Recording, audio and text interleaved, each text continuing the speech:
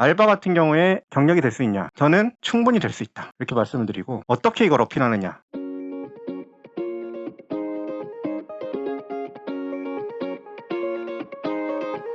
안녕하십니까. 여러분의 취업과 이직, 커리어를 위해 영상을 찍고 있는 커리얼의 곰돌이 아저씨입니다. 오늘 말씀드릴 내용은 아르바이트가 경력이 될 수 있는지, 이거에 대해서 좀 말씀을 드릴게요. 제가 이제 1대1 컨설팅을 진짜 한 수백 분 넘게 해드렸는데, 이걸 하면서 이제 느끼는 점이 뭐냐면, 어떤 분 같은 경우에는 아르바이트를 굉장히 많이 하셨어요. 그런 케이스 같은 경우에 본인이 이거를 어떻게 이력서라든지 아니면 자소서에서 어필할 수 있는지 이걸 잘 모르시는 경우가 꽤 많아서, 그 어필을 어떻게 하는지 일단 그런 것들을 좀 말씀을 드릴게요. 아르바이트가 경력이 될 수 있냐라는 거에 대해서 일단은 조금 국어 사전에서 좀 찾아봤어요. 그랬더니 여기 나오는 바와 같이 아르바이트가 뭐냐면 독일어로 일이라는 뜻이에요. 일. 그래서 본래 직업이 아닌 임시로 하는 일. 저는 딱 이렇게 생각해요. 학교랑 직장의 차이가 뭔지 알아요? 제일 큰 차이가? 학교는 내가 돈을 줘요. 직장은 내가 돈을 받아요. 이 차이거든요. 그러면 소위 얘기하는 알바는 어떨까요? 돈을 받죠. 단지 이거와의 차이는 단기냐 아니면 내가 진짜 원하거나 아니면 직장에서 잘리지 않으면 장기로 갈 수 있느냐, 이 차이뿐이에요. 솔직히. 그리고 알바가 이 소속돼 있는 이것도 사실은 돈을 어디선가 벌어와서 그 다음에 그 돈을 나한테 주는 거예요. 어디선가 돈을 벌려야 될 거 아니에요. 진짜 많이 하시는 알바 중에 하나가 편의점이거든요. 편의점도 이거를 돈을 반드시 벌어야지 아르바이트를 고용할 수가 있는 거예요. 그래서 요새는 편의점 점주분들이 워낙 경기가 어렵다 보니까 본인들이 막 뛰는 경우가 많다,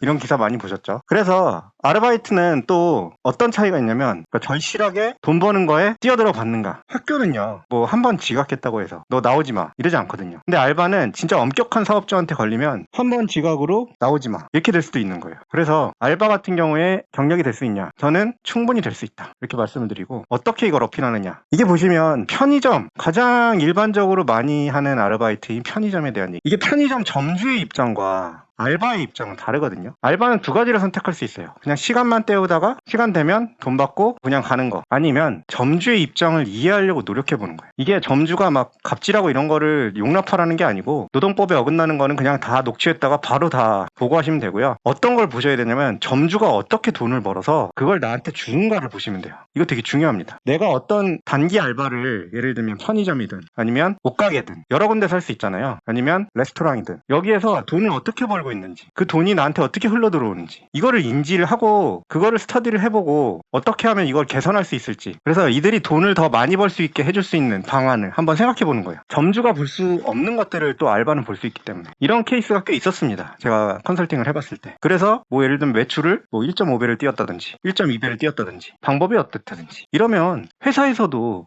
똑같은 입장이거든요. 점주랑 똑같은 입장이에요.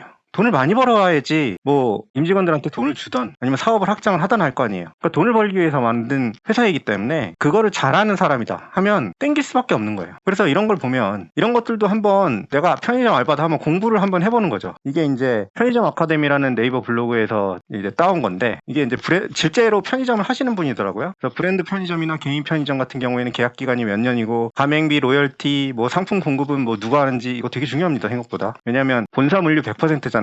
이러면 잘못하면, 브랜드가 별로면 본사 물류에 묶여가지고 코스트가 너무 많이 들어갈 수가 있어요. 유통업의 이제 숙명인데, 내가 어디서 물건을 떼와서 파는 거기 때문에 이 물건 떼오는 가격이 너무 높으면 마진이 너무 조금밖에 안 남아. 그런 식이에요. 그러니까 이 차이들, 자료들이 많잖아요, 네이버나 이런데. 그런 데를 보면서 내가 지금 이런 데서 일하고 있는데 여긴 돈을 어떻게 벌고 있고, 월 매출이 어느 정도 나올 거고, 매출이익이 어느 정도니까 인건비, 이게 이제 우리한테 떨어지는 알바비겠죠. 그런 걸 제외하고 이익은 어느 정도 나겠구나. 이건 사실 포스기 한번 뒤져보면 대충 계산해 볼 수 있거든요. 그러니까 알바가 맨날 바쁜 게 아니니까 시간이 좀 남을 때 이런 거 한번 계산해보고, 이렇게 해서 뭔가 비즈니스에 대해서 이해를 좀 더 높여주면 경쟁자 대비 훨씬 더 어필을 할 수가 있습니다. 그리고 실제 실무팀이나 이런 쪽에서도 이런 거를 할 수 있는 사람을 원해요. 나는 생산인데 상관없는데, 나는 안전환경인데 상관없는데, 모든 회사의 액티비티는 돈을 많이 벌기 위한 거에 포커싱 돼 있습니다. 그리고 안전환경이나 이런 거는 리스크를 줄이는데 포커싱 돼 있는 거예요. 리스크가 뭐냐면, 결국에는 예를 들면 벌금을 왕창 냈어. 그럼 그거 돈 나가는 거잖아요.